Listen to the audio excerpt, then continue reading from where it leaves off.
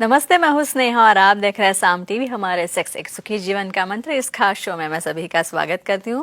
दोस्तों, जब भी हमें कोई इमरजेंसी आती है या फिर हमारी तबीयत, हमारी प्रकृति कुछ ठीक नहीं होती या फिर कोई स्वास्थ्य हमारा ठीक नहीं होता, स्वास्थ्य से जुड़ी काफ़ी सारी हमारी जो परेशानियाँ जो है हमें सताती है, तब हम क्या करते हैं?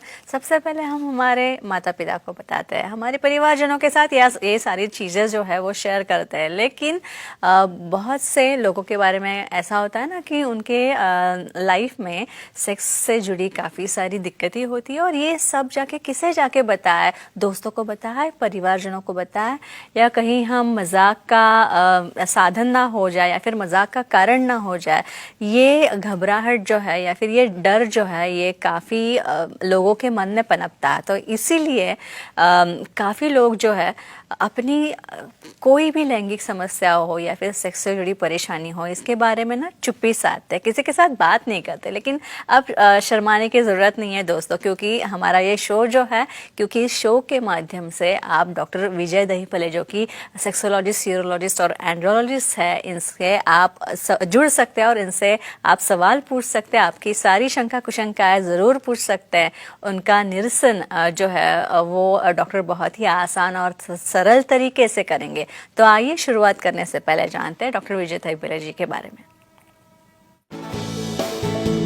डॉक्टर विजय दहीफले ये एक जाने माने सेक्सोलॉजिस्ट, यूरोलॉजिस्ट और एंड्रोलॉजिस्ट है। डॉक्टर विजय दहीफले जी के क्लिनिक संभाजीनगर, हैदराबाद, दिल्ली में द्वारका, पुणे तथा नवी मुंबई में नेरुल, खारघर मेडिकोर हॉस्पिटल, थाने, दादर, अंधेरी, कल्याण, नासिक, नागपुर, अहमदाबाद और दुबई में भी है। डॉक्टर दहीफले जी का भारत तथा अन्य देशों में कॉन्फ्रेंसेस और सेमिनार्स के लिए हमेशा आना जाना रहता है, जिनके माध्यम से डॉक्टर विजय दहीफले सेक्स संबंधी सभी समस्याओं पर सलाह एवं मार्गदर्शन करते हैं। तो इस वक्त हमारे साथ हमारे स्टूडियो में मौजूद है डॉक्टर विजय दहीफले, जो कि आपकी सेक्स से संबंधित सारी समस्याओं का समाधान करेंगे। तो आइए उनका स्वागत करते हैं। डॉक्टर साहब, स्वागत है आपका। नमस्ते।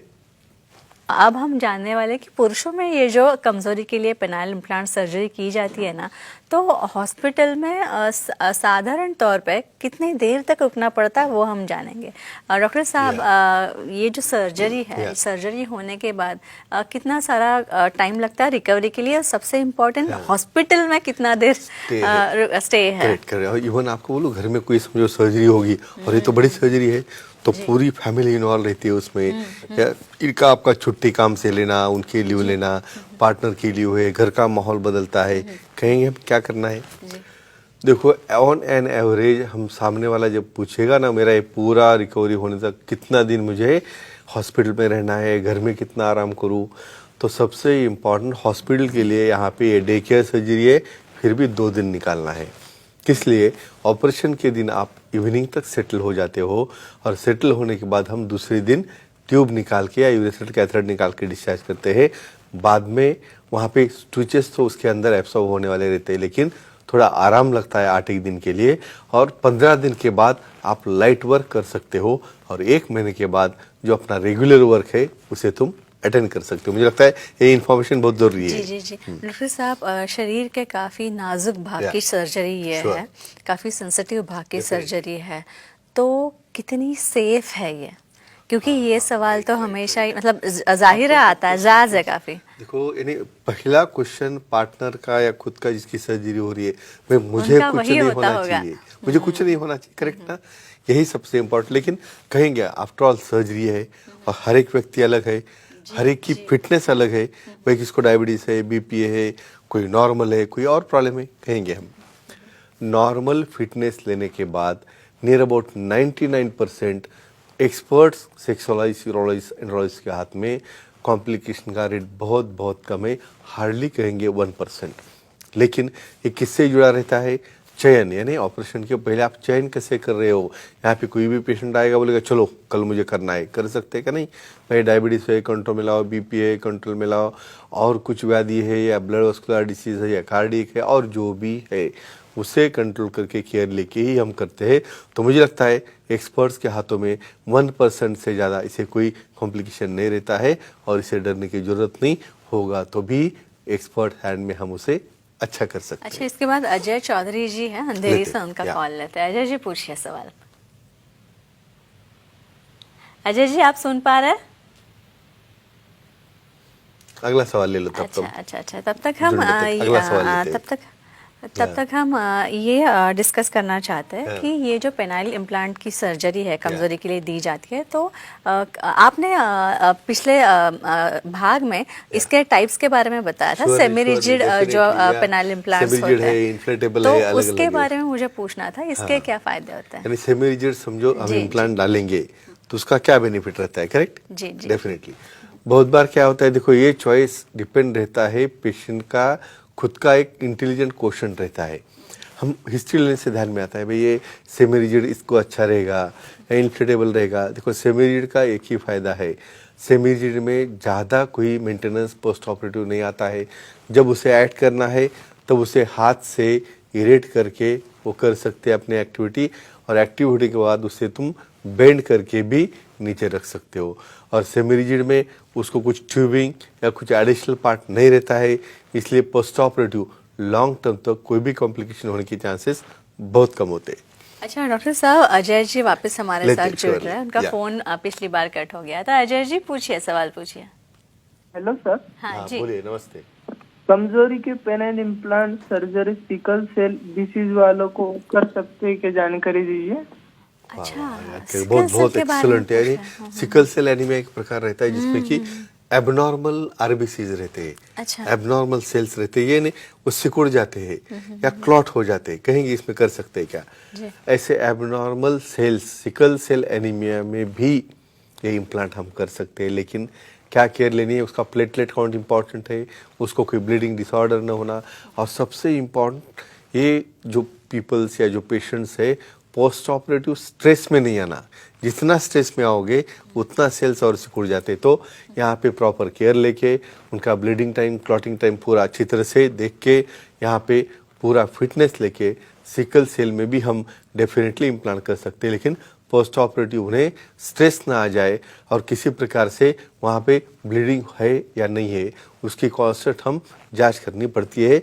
अदरवाइज इसमें सब कुछ सेफली हम प्रोसीड कर सकते हैं। अच्छा, ये और एक टाइप है पेनाइल इम्प्लांट का, इन्फ्लेटेबल। Surely. तो ये इन्फ्लेटेबल पेनाइल इम्प्लांट जो है, ये अगर लगाए तो इसका क्या फायदा होता है? बेनिफिट यानी रिजिड के सेमी रिजिड के ऊपर इन्फ्लेटेबल का कहेंगे हम।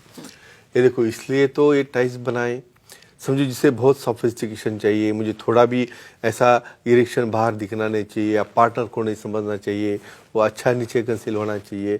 तो इन्फ्लेटेबल में एक सबसे बड़ा फायदा ये है कि आपकी क्रिया होने के बाद हम उसे बलून प्रेस करके कम्प्लीटली डिफ्लेट कर सकते हैं और उसे कम्प्लीटली कंसील कर सकते हैं।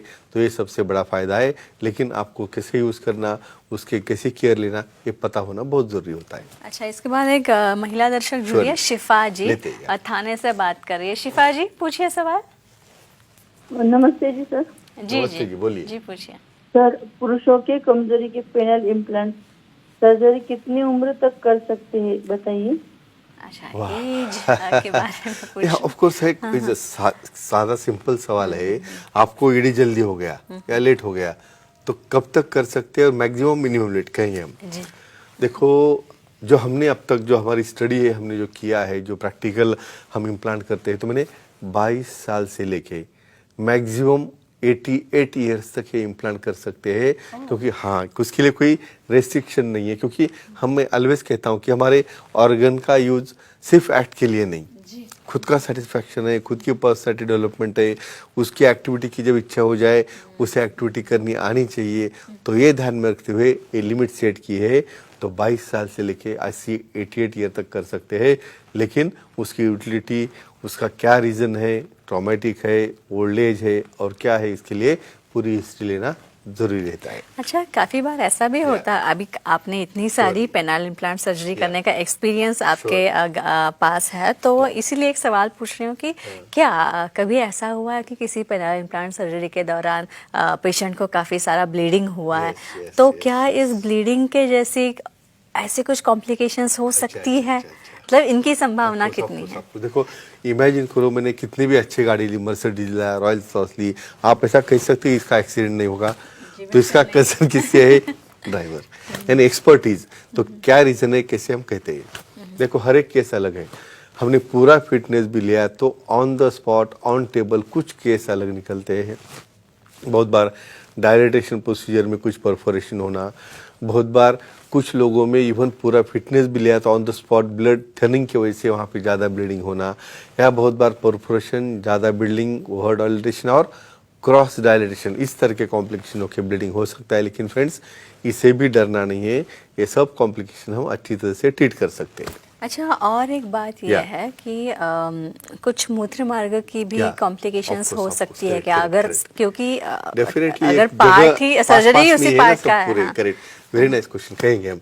इसलिए तो हम पहले उसके अंदर कैथेटर डालते हैं, यानी इसलिए डाल के वो गाइडलाइन बोल के हमें काम में आ जाए कि वहाँ पे कोई हीटिंग न हो जाए डायलिटेशन करते वक्त। लेकिन फिर भी बहुत बार क्या होता है, डायलिटेशन करते करते वहाँ पे रॉन्ग डायलिटेशन होके वो स्पॉन्जियोजम में जाके यूरेथ्रा को डैमेज कर सकता है।